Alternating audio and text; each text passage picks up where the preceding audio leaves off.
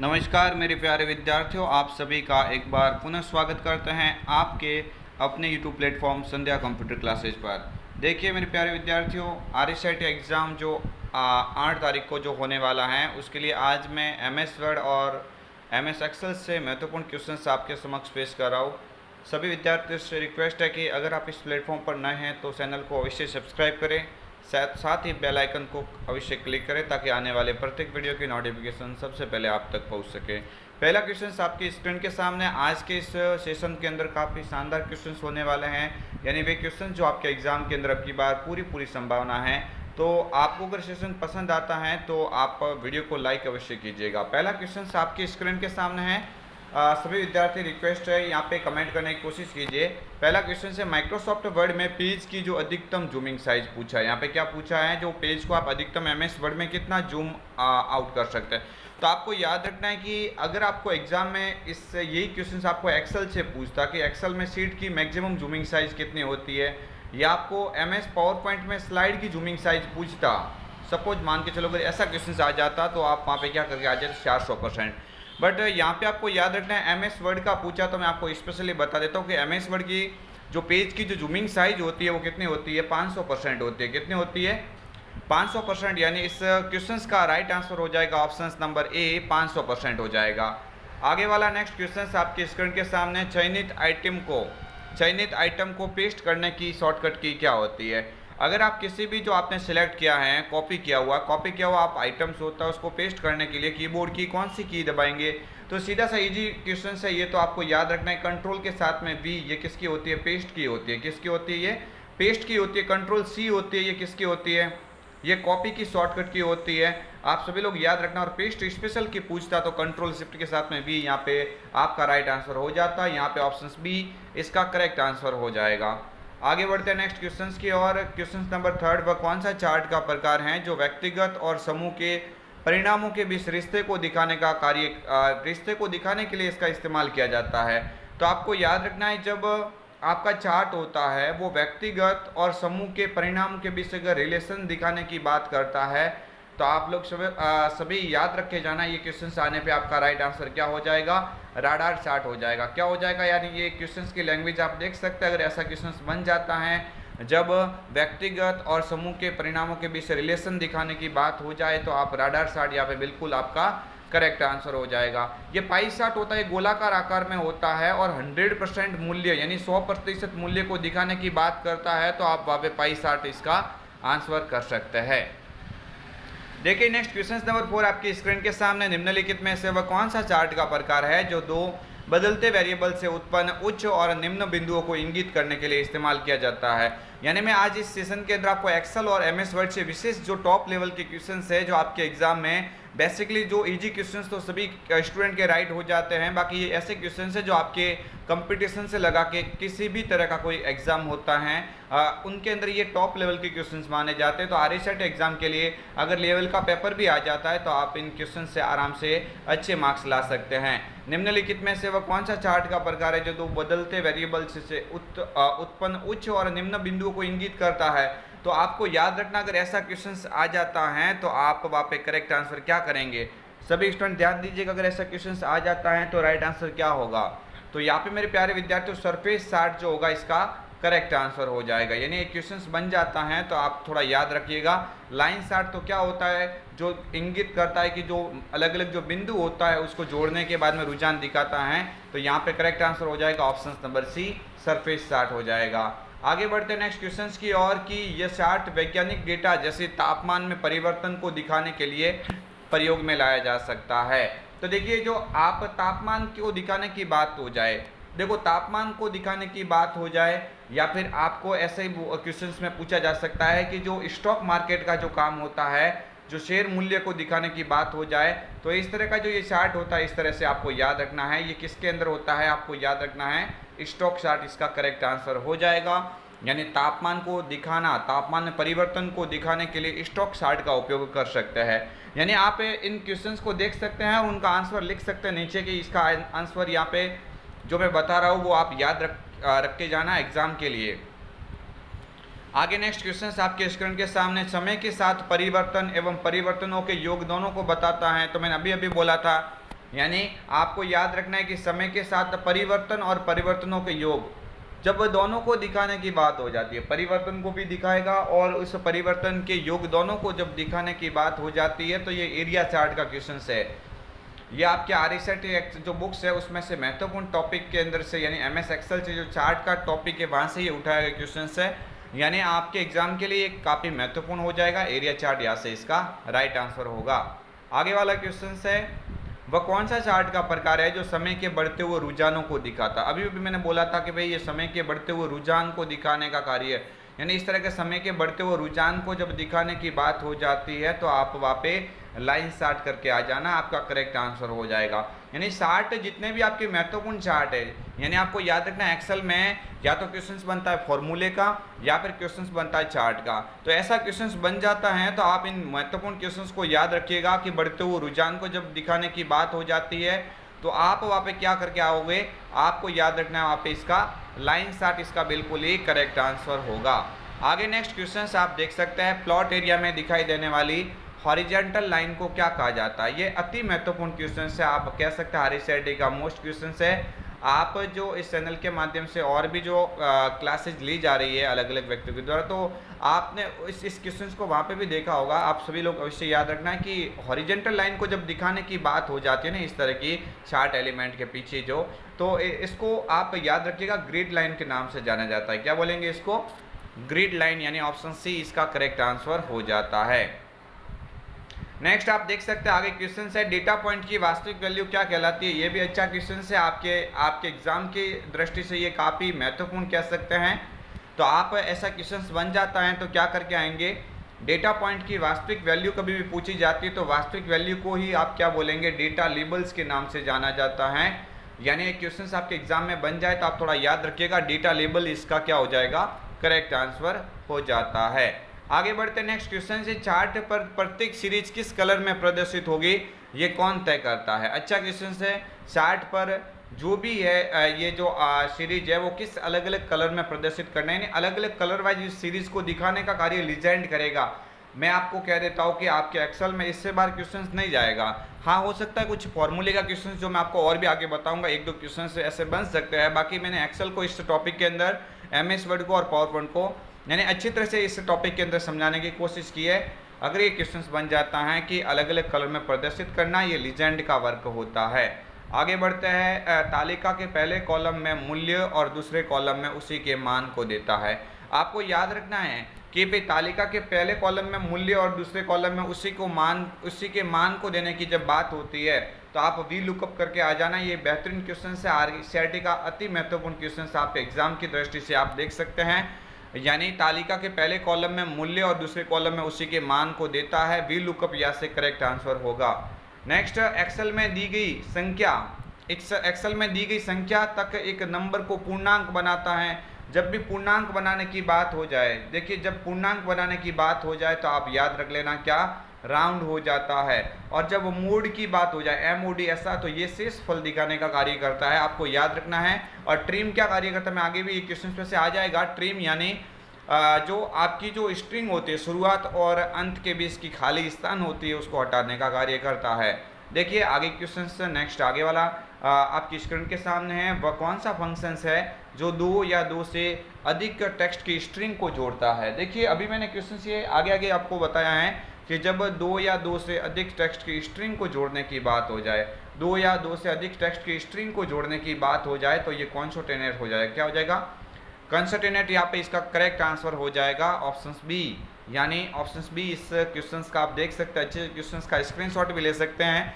ये क्वेश्चन काफ़ी महत्वपूर्ण है, एग्जाम में कई बार पूछा जा चुका है। नेक्स्ट बढ़ेंगे आगे वाले क्वेश्चंस की ओर। यूजर किस प्रकार की डेटा प्रविष्ट या परिवर्तन नहीं कर सकता है। आपको याद रखना है कि इसमें से ये MS एक्सेस का क्वेश्चन है, काफ़ी बेहतरीन क्वेश्चन है एग्जाम की दृष्टि से।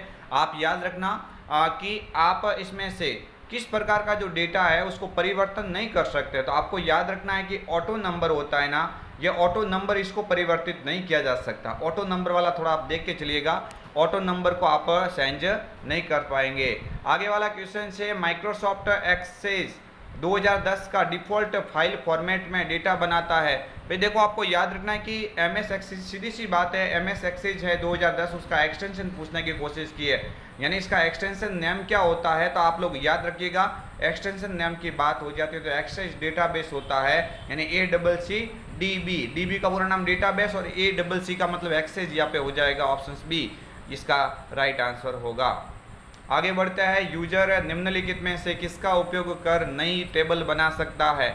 देखिए, यूजर जब डेटा के अंदर नई टेबल बनाने की बात हो जाती है तो आप देखिएगा डिज़ाइन व्यू से भी बना सकता है और डेटा शीट व्यू से भी बना सकता है।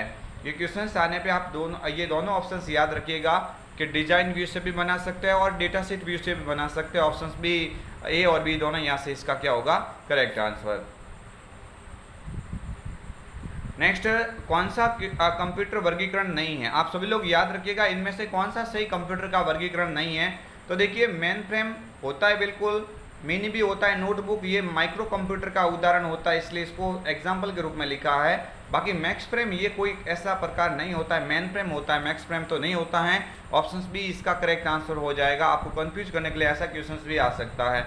देखिए क्वेश्चन नंबर नेक्स्ट आपके स्क्रीन के सामने एक आउटपुट डिवाइस का उदाहरण है।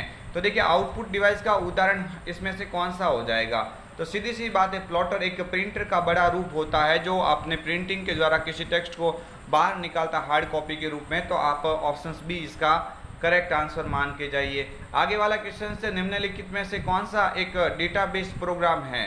तो देखिए, अभी भी मैंने बोला था भाई, जब स्प्रेडशीट प्रोग्राम पूछे, यानी एमएस वर्ड को तो कहा जाता है वर्ड प्रोसेसिंग, एमएस वर्ड को तो क्या बोला जाता है भाई, एमएस वर्ड को तो कहा जाता है वर्ड प्रोसेसिंग प्रोग्राम के नाम से जाना जाता है। एक्सेल को स्प्रेडशीट कहा जाता है और एमएस एक्सेल होता है इसको डेटाबेस कहा जाता है। तो ऑप्शन से यहाँ पे सी इसका क्या हो जाएगा, करेक्ट आंसर, क्योंकि पावर पॉइंट को प्रेजेंटेशन कहा जाता है। ये क्वेश्चन एग्जाम में एक दो बार बना हुआ है, आप लोग अवश्य याद रखिएगा। Next question, control shift alt, ये जो की होती है इनको किस नाम से जान सकता है।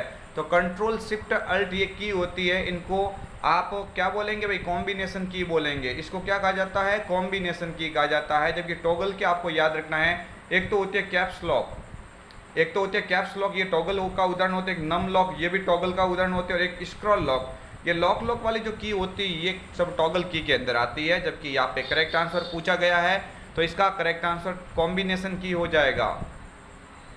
आगे नेक्स्ट है, कंप्यूटर की पहली जनरेशन का मुख्य कंपोनेंट क्या था। आप सभी लोगों को मैं बोलना चाहता हूं कि अगर आप इस चैनल पर नए हैं तो चैनल को अवश्य सब्सक्राइब कीजिए।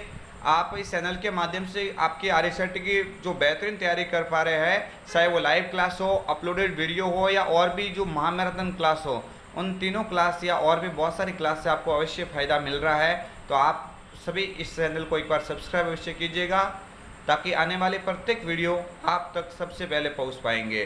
कंप्यूटर की पहली जनरेशन का मुख्य कंपोनेंट क्या था, वैक्यूम ट्यूब था। क्या हो जाएगा, वैक्यूम ट्यूब। अगर दूसरी पीढ़ी का पूछे सेकंड जनरेशन का, तो आप बोल देना सेकंड जनरेशन का आप ट्रांजिशन याद रखना। और कंप्यूटर की तीसरी पीढ़ी का क्या हो जाएगा, IC हो जाएगा। ये VLI से लिखा हुआ है कंप्यूटर की चौथी पीढ़ी का। और पहली पीढ़ी का क्या हो जाएगा, वैक्यूम ट्यूब हो जाएगा, ऑप्शन सी। आगे बढ़ते हैं नेक्स्ट, MICR का पूरा नाम बताइए। अच्छा क्वेश्चन है, इजी क्वेश्चन है, आप सभी लोग याद रखिएगा। MICR का पूरा नाम मैग्नेटिक इंक कैरेक्टर रिकॉग्निशन होता है। देखिए, तो MICR का यहाँ पे पूरा नाम क्या हो जाएगा, मैग्नेटिक इंक कैरेक्टर रिकॉग्निशन हो जाएगा। ये क्वेश्चन बन जाता है तो आप थोड़ा याद रखिएगा। MICR का पूरा नाम क्या होता है, मैग्नेटिक इंक कैरेक्टर रिकॉग्निशन होता है। जी हाँ, इसका राइट आंसर क्या हो जाएगा, option number A, magnetic ink character recognition हो जाएगा। नेक्स्ट आगे वाला क्वेश्चन है आपकी स्क्रीन के सामने, प्रेजेंटेशन में विद्यमान सभी स्लाइडों का एक जैसा बैकग्राउंड, एक जैसा आप प्रदर्शन चाहने के लिए निम्न में से किसका उपयोग करेंगे। तो सभी का एक जैसा बैकग्राउंड रखना चाहते तो प्रेजेंटेशन डिजाइन टेम्पलेट से ऐसा कार्य किया जा सकता है। ऑप्शन सी यहाँ पे करेक्ट आंसर हो जाएगा। नेक्स्ट, एक स्लाइड शो में स्लाइड चेंज होने पर डिस्प्ले के लिए जो अप्लाइड इफेक्ट होता है वो क्या कहलाता है। तो स्लाइड जैसे आपके सामने हो रही है वही स्लाइड नेक्स्ट दूसरी स्लाइड पे जाएगी तो इसको क्या कहा जाता है, इसको स्लाइड ट्रांजिशन के नाम से जाना जाता है। ये भी आप कह सकते हैं MS पावर पॉइंट का काफ़ी इंपॉर्टेंट क्वेश्चन है आपके एग्जाम की दृष्टि से। आगे नेक्स्ट क्वेश्चन से बढ़ते हैं। क्वेश्चन नंबर आपकी स्क्रीन के सामने 25। देखिए निम्न में से कौन सा डिवाइस सॉफ्ट कॉपी को हार्ड कॉपी में यहाँ पे बदलता है। सॉफ्ट कॉपी जो आपके सामने कंप्यूटर में दिख रही है उसी को आप बाहर निकालेंगे तो वो हार्ड कॉपी हो जाएगी। यानी सॉफ्ट को हार्ड में ये बदलना ये कार्य तो प्रिंटर का होता है। और अगर ऐसा उल्टा क्वेश्चन बन जाता हार्ड कॉपी को सॉफ्ट कॉपी में तो आप यहाँ पे इसके अंदर कर सकते थे। बाकी यहाँ पे इसका राइट आंसर हो जाएगा प्रिंटर, क्योंकि सॉफ्ट कॉपी से हार्ड कॉपी में बात हो रही है। आगे वाला क्वेश्चन से आपके स्क्रीन के सामने एक अर्ध कंडक्टर मेमोरी जो सीपीयू तथा रैम के बीच गति को बढ़ाती है। तो देखिए मैंने कई बार आपको बोला है कि जब अर्ध कंडक्टर मेमोरी की बात हो जाती है जो सीपीयू और रैम के बीच की गति बढ़ाने का वर्क जब भी आपके एग्जाम में पूछा जाए तो आप कैश मेमोरी कर सकते हैं। यानी कैश मेमोरी यहाँ से क्या हो जाएगा, इसका राइट आंसर हो जाता है। आगे वाला क्वेश्चन, निम्नलिखित में से कौन सा प्रिंटर प्रिंट हेड से स्याही की छोटी छोटी बूंदों के छिड़काव के द्वारा पेज की इमेज का निर्माण करता है। तो देखिए आपको याद रखना, जब छोटी छोटी बूंदों की बात हो जाती है, स्याही की बात हो जाती है, स्याही को इंग्लिश में आप कह सकते हैं इंक कह सकते हैं। क्या बोलेंगे भाई, इंक कह सकते हो। तो यहाँ पे इंक जेट, यहाँ पे देखो ये रहा इंक जेट, यहाँ पे क्या हो जाएगा, इसका ऑप्शन नंबर बी पे यहाँ लिखा हुआ है इंक जेट प्रिंटर, इसका करेक्ट आंसर हो जाएगा। आगे नेक्स्ट क्वेश्चन, WORM का पूरा नाम। अच्छा क्वेश्चन है, आपके एग्जाम की दृष्टि से मेमोरी से संदर्भ में क्वेश्चन बनता है तो आप ये क्वेश्चन अवश्य याद रखिएगा।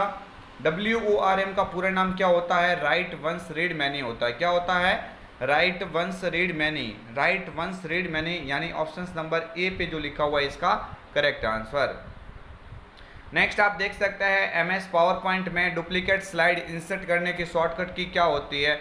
तो आप लोग याद रखिए भाई, डुप्लीकेट स्लाइड की जब बात हो तो डुप्लीकेट पे डी आ रहा है तो कंट्रोल डी आप याद रख लेना। जबकि न्यू स्लाइड की पूछे ना आपको, किसकी, न्यू फाइल की नहीं, न्यू स्लाइड की पूछे तो आप कंट्रोल M याद रखना।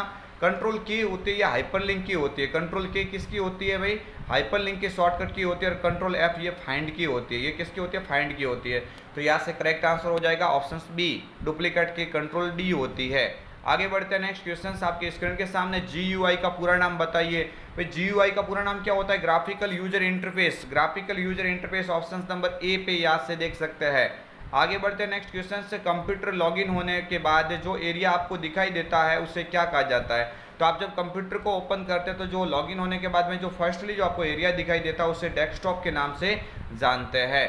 आगे बढ़ते हैं नेक्स्ट क्वेश्चन, आपकी स्क्रीन के सामने बैकग्राउंड में रन हो रहे प्रोग्राम को होल्ड करने हेतु होल्ड करने तो जो आइकन होता है, यानी होल्ड होता है जो आइकन होता है उसे क्या कहा जाता है। देखिए अच्छा क्वेश्चन है, बैकग्राउंड में रन हो रहे प्रोग्राम को होल्ड करने के लिए, बैकग्राउंड में रन हो रहे प्रोग्राम को होल्ड करने के लिए आप सिस्टम ट्रे का उपयोग करेंगे।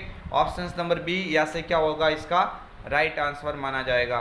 नेक्स्ट आगे वाला क्वेश्चन से, विंडोज 10 में इंटरनेट एक्सप्लोरर को रिप्लेस करके कौन सा वेब ब्राउजर लाया गया है। तो आपको याद रखना है, विंडोज 10 में जो इंटरनेट एक्सप्लोरर था वो विंडोज 7 में इसका नाम इंटरनेट एक्सप्लोरर था। जैसे विंडोज 10 आया तो विंडोज 10 में इसका इंटरनेट एक्सप्लोरर का नाम बदल के माइक्रोसॉफ्ट एज किया गया है। तो यहाँ पे ऑप्शन ए इसका क्या होगा, करेक्ट आंसर हो जाएगा। नेक्स्ट आगे वाला क्वेश्चन से, एक छोटी पिक्चर्स जो कि प्रोग्राम फोल्डर अथवा प्रोग्राम फंक्शंस का प्रतिनिधित्व करती है। देखिए प्रोग्राम फोल्डर अथवा प्रोग्राम जब फंक्शंस का प्रतिनिधित्व करने की बात हो जाती है तो आप उसको आइकन के रूप में याद रख सकते हैं। क्या हो जाएगा correct answer, option A icon, यहाँ से इसका बिल्कुल ही राइट आंसर हो जाएगा। और इस सेशन का सबसे अंतिम क्वेश्चन से, निम्न में से किसके द्वारा आप वीडियो गेम्स और ऐप्स डाउनलोड कर सकते हैं। तो आपका कंप्यूटर के अंदर देखो, मोबाइल के अंदर तो प्ले स्टोर होता है, गूगल प्ले स्टोर कहा जाता है, लेकिन इसके अंदर क्या हो जाएगा भाई, कंप्यूटर के अंदर विंडोज 10 में तो विंडो स्टोर हो जाएगा। क्या हो जाएगा, विंडो स्टोर, यानी ऑप्शन ए बी या से क्या होगा इसका करेक्ट आंसर। तो देखिए फ्रेंड्स, ये आपके सामने थे अति महत्वपूर्ण क्वेश्चन से जो एक्सेल, वर्ड और पावर पॉइंट को विशेष मैंने रखा था। बाकी और भी दूसरे क्वेश्चन भी मैंने डाले हैं। तो कहने का मतलब ये सेशंस आपके लिए काफ़ी बेहतरीन हैं और आप एग्जाम की दृष्टि से इन क्वेश्चंस को याद रखिएगा तो मैं निश्चित ही दावा करता हूँ कि आपके काफ़ी सारे क्वेश्चंस आपसे हूबहू दिख जाएंगे और अच्छे क्वेश्चन से अच्छे मार्क्स के साथ में आप आराम से उत्तीर्ण हो पाएंगे। तो फ्रेंड्स, अगर आपको सेशन पसंद आए तो लाइक, शेयर एंड सब्सक्राइब अवश्य कीजिए। मिलेंगे एक और अन्य वीडियो के साथ में, तब तक के लिए जय हिंद, वंदे मातरम, जय भारत।